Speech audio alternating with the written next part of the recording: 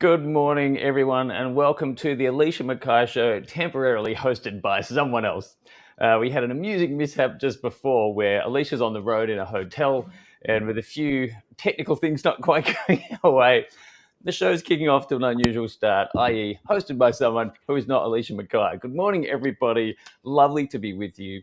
It's 6 a.m. here in Australia, or rather 5 past 6 in Australia, and I'm going to be in the hot seat for the moment while Alicia gets things sorted. Love you to jump in the chat. Apologies to anyone who was on the previous stream that ended quite abruptly and unexpectedly due to technical difficulties at this end that we didn't quite manage. So welcome aboard. How nice to be here for a third week. It is so enjoyable to be here hosting today. And with any luck, Alicia will be back here soon. I'd love you to jump in the comments and let us know where you're coming from so we can get the chat going. Because as you can probably tell, the agenda might be slightly different while we don't have the host. Now, we are going to be joined by regular panelist Callum Valentine very soon, so hopefully he'll have something wonderful to share with us. But before we do, I thought I'd give you a quick insight into the world of pre-production in the Alicia McKay Show world. So Alicia's on the road. I think she's near Taupo somewhere. And whilst being in a hotel room and trying to get the tech sorted, we discovered that if you join the streaming platform with a phone, realize you have a noise echo, and then leave with your phone, it accidentally ends the entire broadcast. So we apologize for anyone who got rudely bumped off. And if you're joining us again, welcome and thank you for persevering. When you're on the road, of course, you need to accommodate a whole bunch of different things, one of those being wardrobe malfunctions, technical malfunctions, and amazingly, most hotels would ordinarily have a spare phone charger or a laptop charger, which Alicia may have hypothetically forgotten, but in this case, not. Usually a reliable source of a replacement charger, the phone lost and found. Not in this case. Hopefully, Alicia will be joining us soon. Hi, Antonio. It's very nice to see you online this morning. Anna's pretty impressed with how hilarious that was.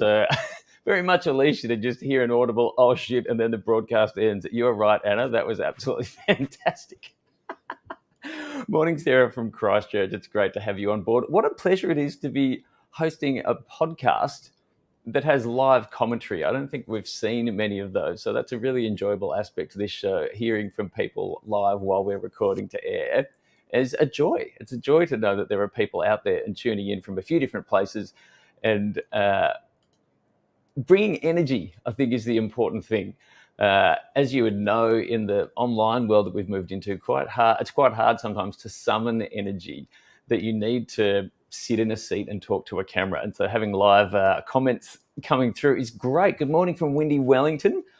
This morning, I'm in Australia. I've had a couple of really lovely weeks here. And I've noticed a real mood shift as the upcoming next phase has approached. So when I was in Wellington, in order to fly to Australia, I needed to produce a negative test to get on the plane. And the week beforehand was a difficult one because Alicia already had COVID and we were separated and in isolation from each other. Or she was isolating, rather. And whilst I didn't have to, because I really wanted to get on the plane and get a negative test, I didn't really do anything that week. Nothing was worth jeopardizing me being able to get on a plane to see my family and friends. The first week that I was in Melbourne, I had a completely different attitude. I was out and about seeing people. Melbourne had come alive in a post-lockdown kind of way. And people were really up and about. I went to a football match where there were 72,000 people. I went to parties. People were hugging. It was a different vibe. This second week that I've been in Melbourne, the next thing I'm going to do is get on a plane to go back to New Zealand. And I've found that I've had almost the same feeling that I had when I was in New Zealand, except in reverse. This time I need to make sure I get a negative test to make sure I can go back to New Zealand. So this week I've gone back into a not anxious withdrawal, but definitely a discomfort with getting out and about. And it's all within the space of a week. And so I'd love to know in the comments how everyone out there finds this experience of having a really fluctuating willingness to be part of society, or a really uneven attitude to being out and about and socializing, and how important it is then that we're all quite kind to ourselves and each other when we're out and about, because you never know what phase someone's going to be in. Someone who saw me last night and a week ago was like you'd like two different people. So it's really a reminder that we need to be just soft, a little bit soft with people. You don't know what's going on for them. And so this last week's been a personal, really visceral reminder for me. And certainly the stories I've heard mean that, yeah, we want to be pretty gentle with how we come at people who are showing a little bit of unease. Now, we do have Alicia back online. We're not entirely certain which technology she's coming in from. Might be the laptop, might be the phone. We're going to add her to the stream and see how we go. We've got Good CD morning. with us too. Alicia, Hi, tell us CD. about your morning. What's going on? I mean, I should start 24 hours ago, to be quite honest, or maybe 12 hours ago. It's been a shit of a time, and I really enjoyed you talking just now, Cam, about being kind, because I need you to be kind to me. I think that it's really easy. I've got a decision to make as I come in here in the Alicia McKay show this morning. I can either totally blow it off and be like, good morning, everybody. It's Alicia McKay. Ha ha, it's really funny. I'm disorganized. Let's rock on and be fine. Or I can be like, I actually tried really hard and I messed some stuff up this week, because I think that I've got a really high load, like a lot of us do at the moment, as we try and work out what's going on in our lives and what to do next. I've got a lot happening and I'm dropping some balls. So some of the balls that I've dropped in the last 24 hours, let me write you a short list. I jumped on a plane yesterday, but it wasn't the plane that I intended to jump on. I got to the airport hoping that I could check in on the way there and then just make bag drop, which is a very Alicia McKay move, as we're saying. But I honestly had the best of intentions about getting there on time. Got there and Air New Zealand said, we've actually boarded this flight early. You are not flying to Taupo right now, Alicia McKay. What are you going to do? Oh, great question, Air New Zealand. What am I going to do? So I flew to Rotorua a little bit later and emergency booked a rental car to shoot here to Taupo, which was totally great and fine. Once I got to Taupo and went to plug my laptop in to do some work, I realised that I didn't have my laptop charger or my phone charger. Now, for somebody who hosts a live video podcast on a Friday morning and is running a full-day workshop with the Taupo District Council today, those are quite important pieces of equipment, but I don't have them. I've also shut my finger in the car door, did that on the way here, turned up this morning and completely melted down my technology, run behind, didn't make it out in time for a proper coffee and have plunger coffee. And just all round have completely messed up the last 12 hours of my life. Now, the choice that I had in turning up here this morning, Cam, was either to blow it off and act like I'm totally fine with it and that this is just who I am and it's part of my personality and I'm okay with that, or to be honest and say there's a lot on my brain at the moment and I can't hold it all in and it's starting to show up.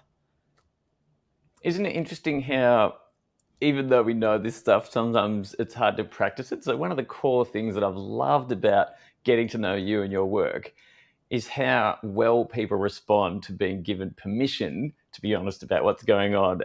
Even knowing that, it's still hard to do it. And so this morning, Alicia and I, when dealing with a few of these problems, she's right. I wasn't affording her the kindness that I just spoke about in the impromptu introduction this morning. And so it's... Which I'm sure you nailed, by the way. Well, except that, as we said, the thing I was talking about, I actually didn't manage to do, even though it was on my mind. So it's fascinating to just analyze that from even a half step backwards. And so jump in the comments, people, with your experience of that. How easy do you find it to remain in that assuming positive intent above the line kind of showing up that makes your life and other people's lives easier when we know it's hard? So the last thing Alicia needs when she's on the road and things are already going wrong is for more things to go wrong or to have any of those pointed out. No, but it's all right. And I think, so one of the things that that I was hoping to talk about this morning that I've got on the agenda is about this sense of general kind of scatter that I'm observing in my own life and around me at the moment. And there's this layer of distraction that I think at the best of times makes it really hard for people to focus on doing the things that are going to make their lives easier. And so I just read Johann Hari's Stolen Focus, where he talks about the kind of pressure that's on our attention spans each and every day and how challenging it is now just to carve a critical path from what what you're doing right now to what you want to be doing. And I was reflecting on that this week when, I had to do something online. I was what was I doing? I was making something. And I was like, okay, I'm writing this document. Oh, I have to look in my emails for an email from such and such to see what they said about that, so I can put that in the report. So you go to your email, and then you notice there are 2 other urgent things that you haven't responded to, and a calendar invite of a meeting that's coming soon. So you quickly do the meeting, read those emails, follow a link in one of the emails, then you're on the internet. This is where shit gets terrible.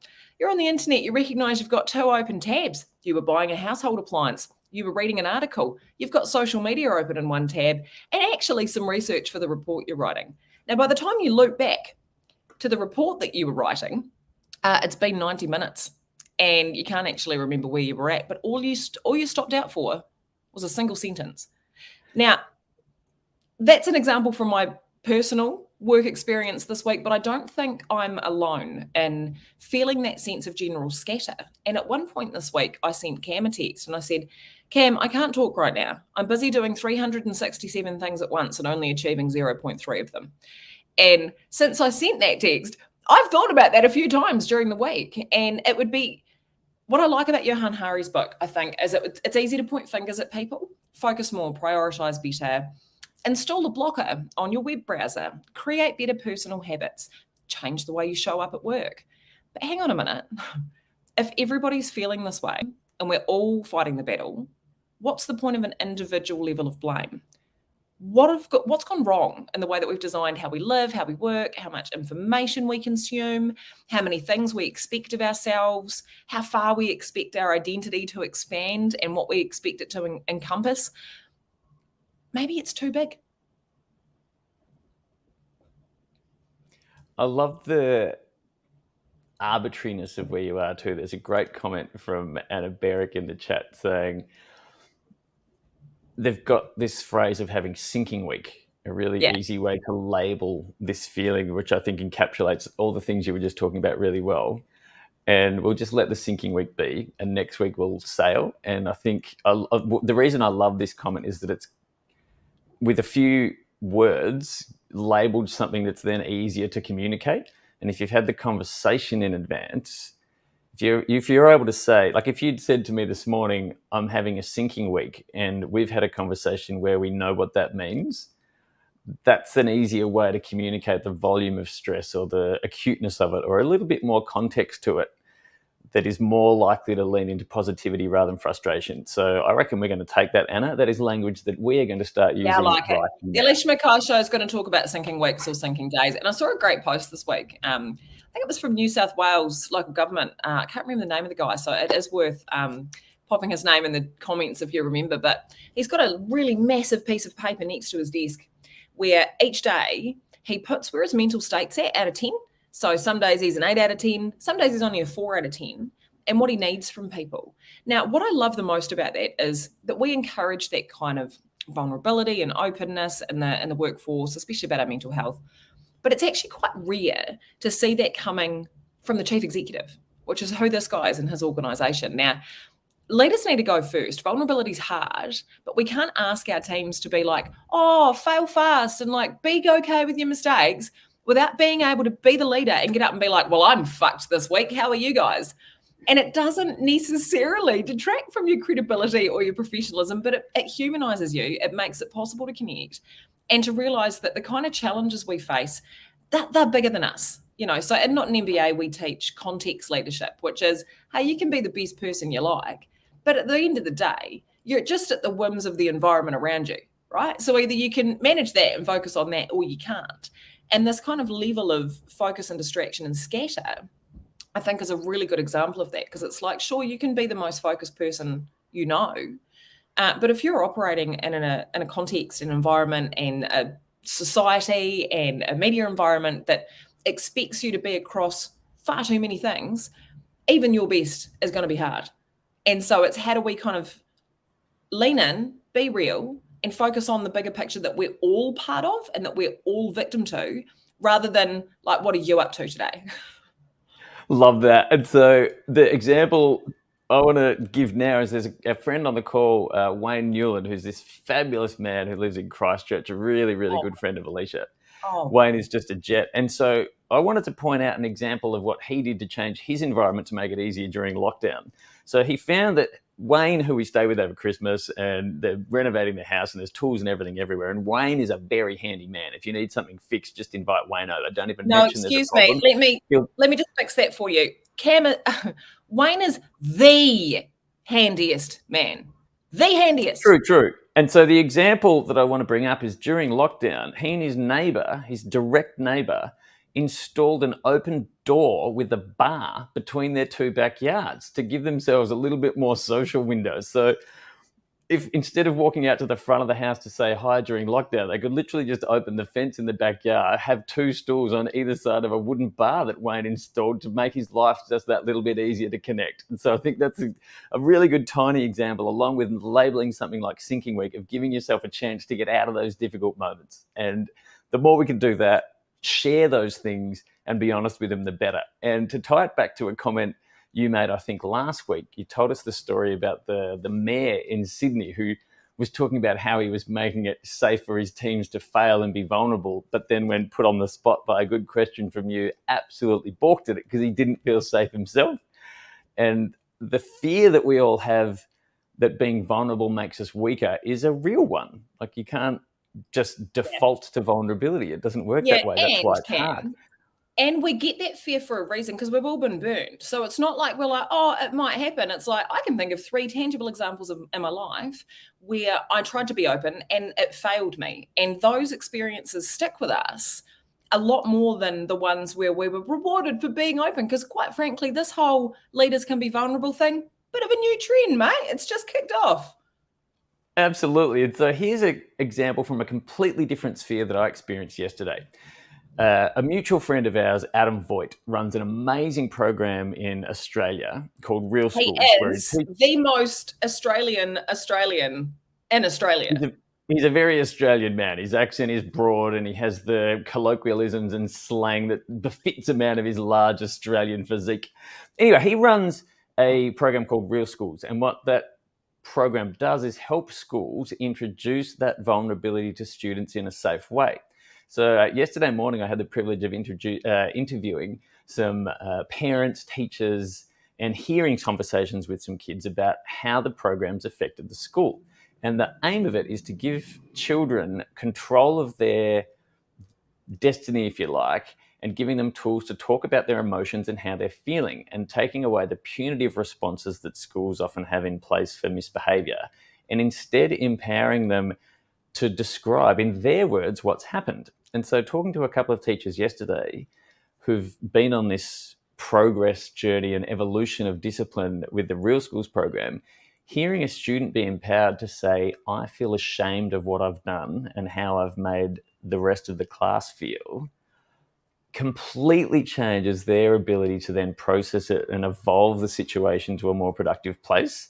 And hearing teachers describe how students do that actually gave me that burst of emotion that you get when you feel that vulnerability and freedom to express honestly what's going on for you, the deeper connection that comes from it. And so I love the idea that you can work on this. This isn't a fixed thing. This is a thing you can change. And hearing firsthand examples from it in a classroom and a playground was quite funny, because I found myself getting drawn into the chat and being honest and saying, I think I had that revelation when I was about 42. Like, this isn't a thing that we're often taught. This came to me late in life. Like, while you're speaking, my body's now going, right, that's enough. I've had enough feelings today. Let's go and do something more fun and exciting. Because I'm like, I've hit my limit, which at 33 is higher than it was 5 years ago, but it's not that high. So I'm like, all right, that was a lot of feelings. Let's get on with the show. Which I assume I'm not alone in, and having quite a limited emotional window. So what we're going to do, team, is in the next 10 weeks, run a whole show, which is quite exciting. What's been going on in New Zealand this week, aside from everybody sinking, falling apart, missing flights, and generally feeling all over the place? Well, it's about to get worse, because we now have to make decisions about our own health and safety in the same way that Cam has been because the government has put out their official fuck it, do what you want statement, which is quite exciting. So 11 o'clock yesterday morning, facing a presser, our government's come out and said, fuck, we don't know, just go out, mate. So vaccine passes are soon to be a thing of the past. Scanning in, which quite frankly hasn't been really happening for a while anyway, in a way that's useful, is disappearing. We're no longer required to wear masks outside, so we are going to have to wear lipstick again. Sorry about that, everyone. Outdoor gathering limits have disappeared and indoor gathering limits have been raised, and this is all at red. So really, very exciting on the one hand and terrifying on the other, as we shift into a phase where we don't know anymore whether the people teaching our kids and hanging out with our kids are going to be vaccinated. And for those of our kids who are under 5 or who are vulnerable and can't be vaccinated, that raises some interesting questions. We're entering a phase where we're not going to know whether the people that we're with in a given environment, particularly in hospitality, are vaccinated and how safe we are. And so it's really putting the responsibility for our health choices, just kind of slowly giving them back. The government's gone, hey, we've made all of these decisions for you because it's a tough time. We're going to want you to make a few of those for yourself going forward. I predict with some certainty that that's going to be really tricky for a lot of us. And the kind of social anxiety and kind of health uncertainty that Cam's faced over the last few days as he tries to avoid COVID so we can come home to me, is one really good example of that, and something I think that we are about to face in New Zealand over the next little while. So interesting times, but quite exciting, really. CV, what are you thinking, my friend?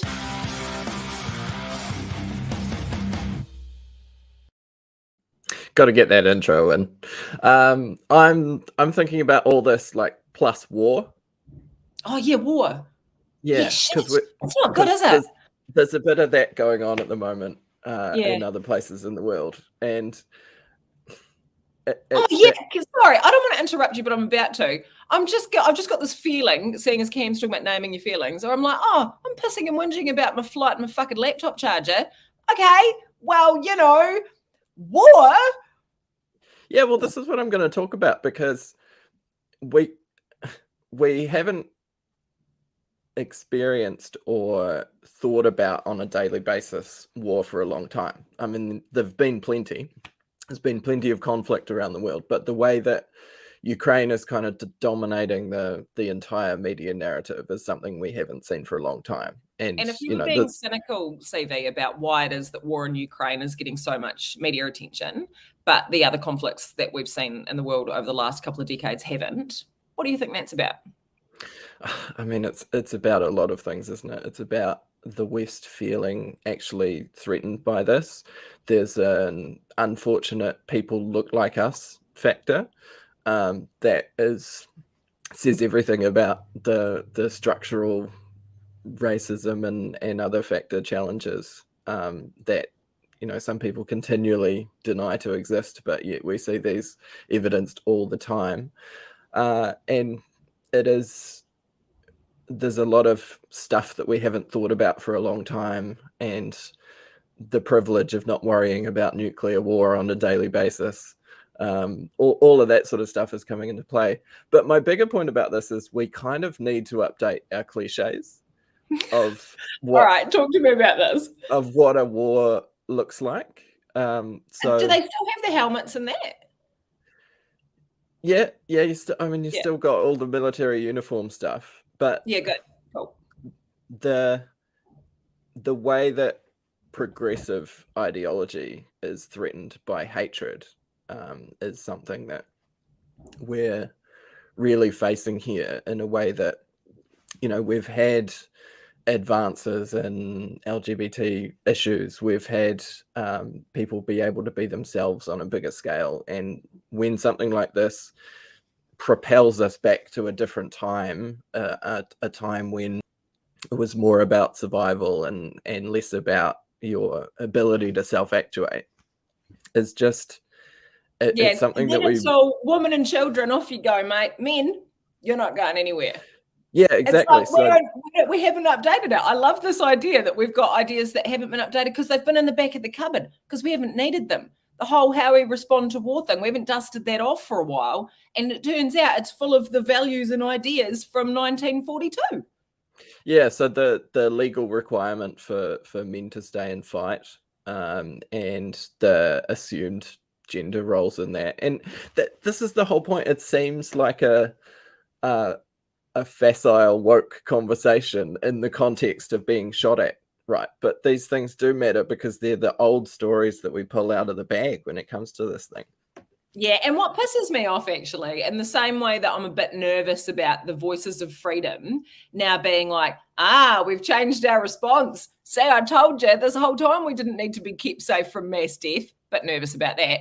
I also get nervous about, in times like this when we do have to focus on, we don't have to focus on shit. We're very lucky right now, aren't we? In times when we face survival questions, really base questions, and in times of deep crisis, and when we have to default to these kind of base level stories that we didn't realize were still at the heart of the way we think, there's the danger of that narrative kind of invalidating the progress that we've made, but that isn't as solid yet.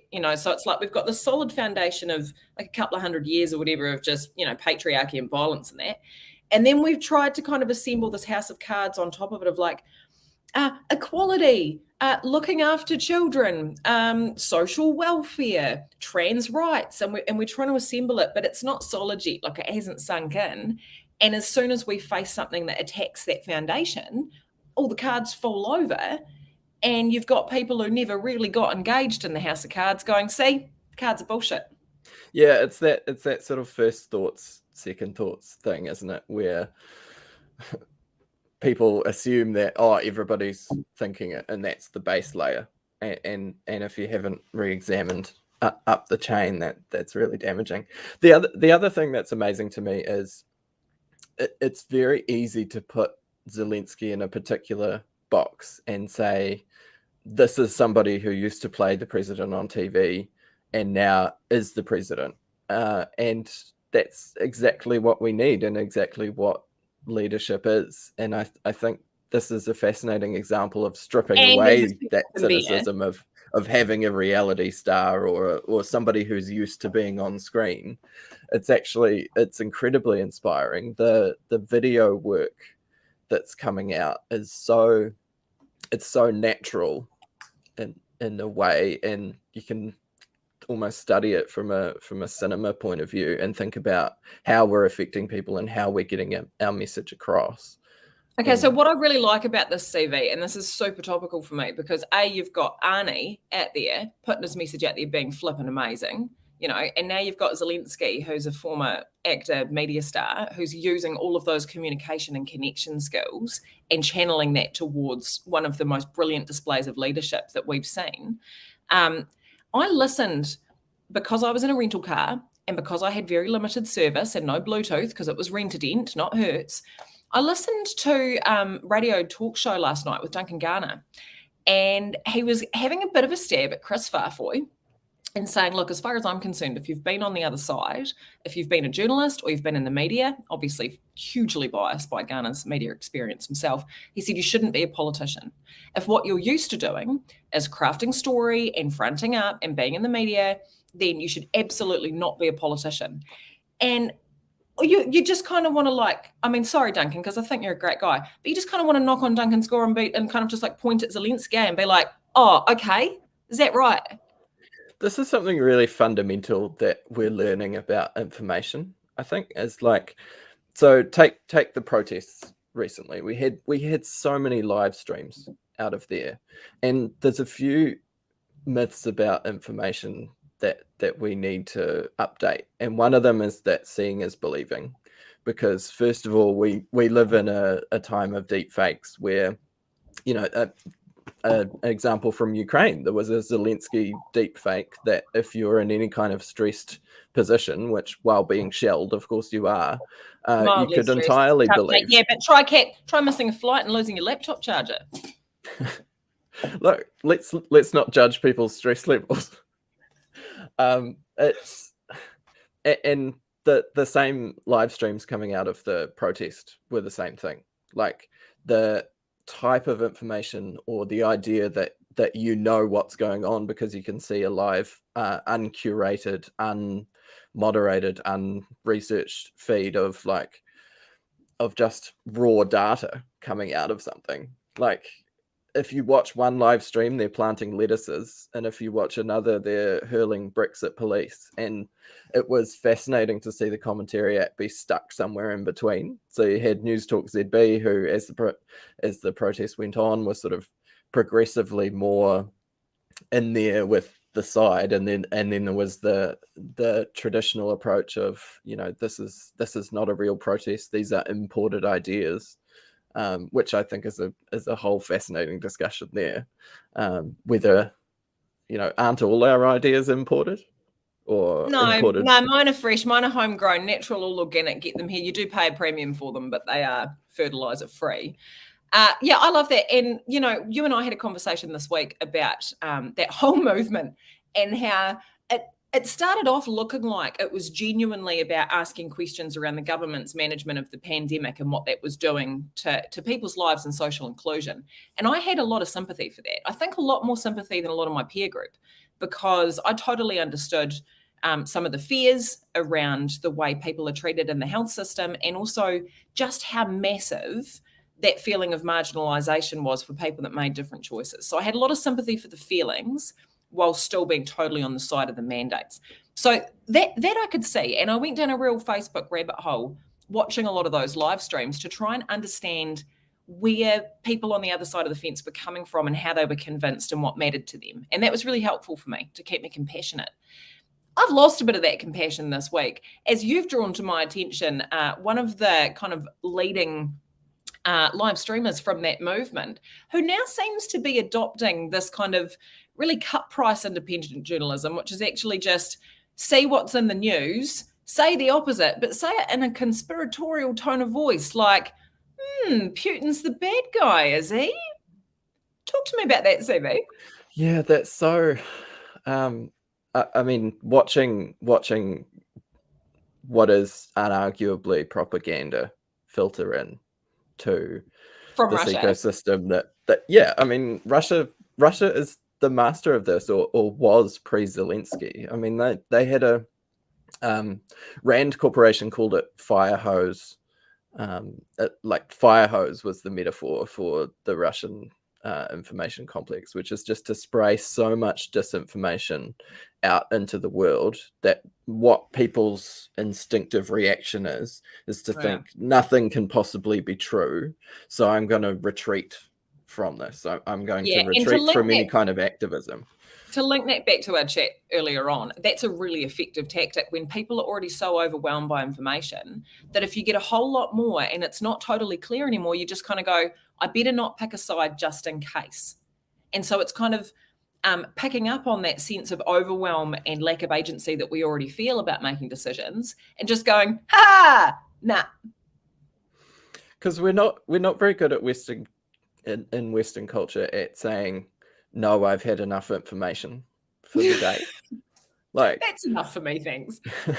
the study of the number of ideas that we're exposed to on a daily basis that we don't think of as being a finite resource, our ability to practice different ideas. And that's why this sort of yoga culture is so appealing, right? Because what we see as the appealing factor from Eastern culture is this, like, slow down, actually breathe, think about these sort of things, and conquering that inner space is something that you can ironically read 6,000 LinkedIn posts about right now if you find the right hashtag. But we fuck it up, CV, because we're like, you can have everything that Eastern spirituality has to offer. Just download this app and you too can become calm.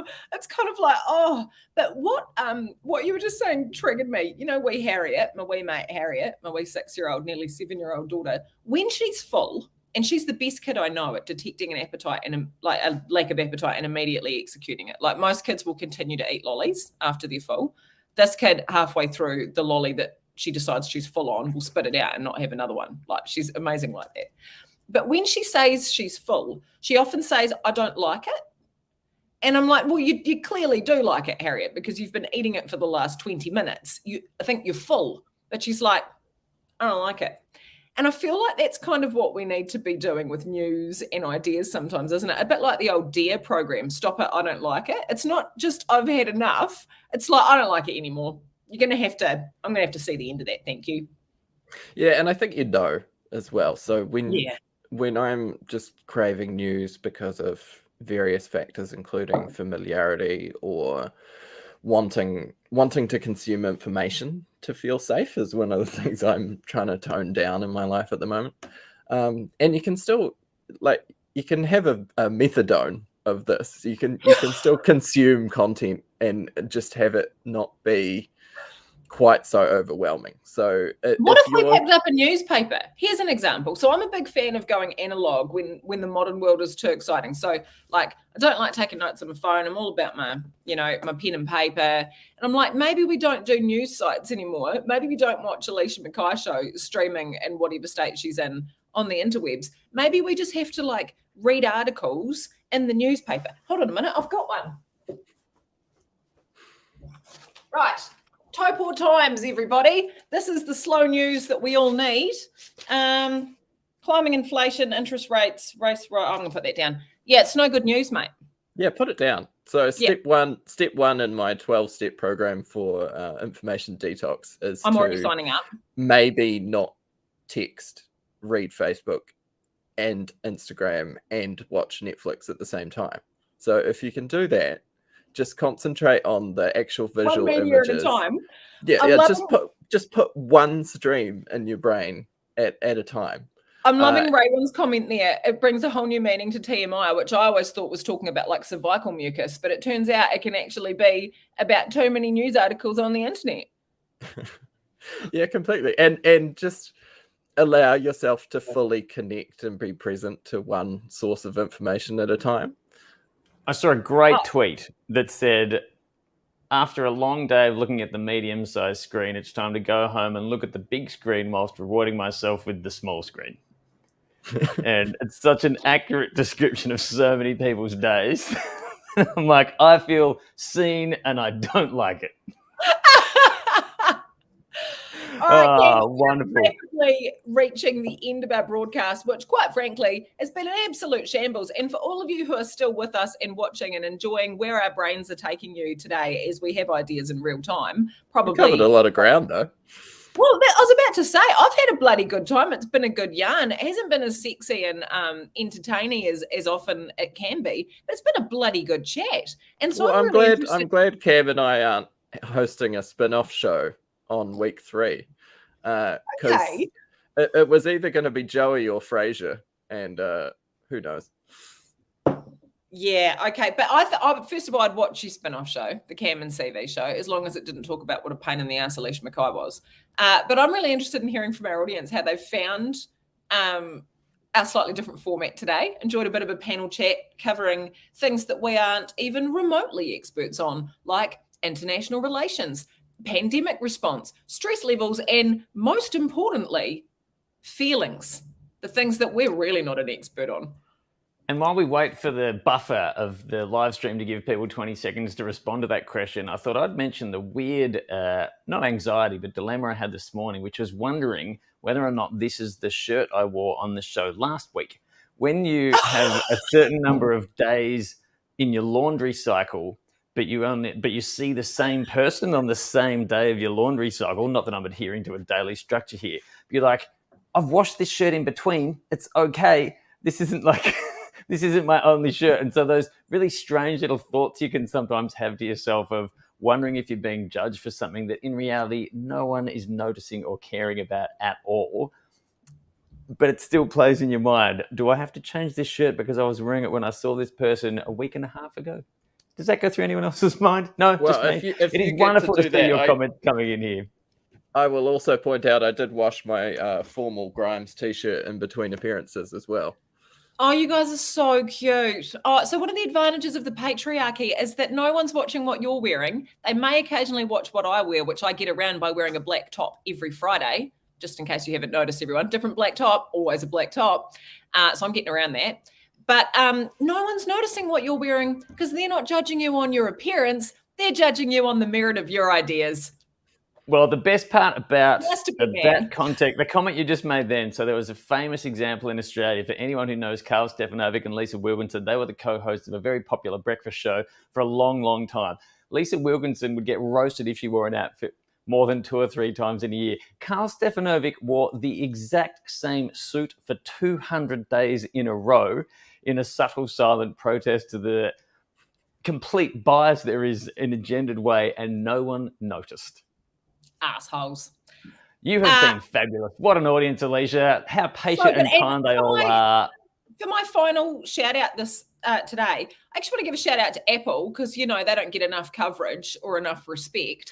My MacBook has been running. I entered this live stream with 11% battery life. And my friends, it's currently at 4%. And I've been online for an hour. So, Apple fan club, this is it. If Apple wants to send us all demo units, I'm down for that. That'd be totally fine. All right, Alicia, bring us in for the professional and polished goodbye close. Thank you, everybody, for joining the live stream of the Alicia McKay Show this morning. As always, we covered a great mix of entertaining and interesting thought fodder for you this morning in a very structured, totally planned, not at all fucked up kind of a way. It was great to have you with us here this morning, and we'll see you back here next Friday at 8 a.m. Make sure to listen on Spotify and Apple because this will be an interesting one to listen back to. And as always, to give us your 5-star ratings because moving us up the charts matters. Thank you so much, everybody, for joining us, and thanks for your patience.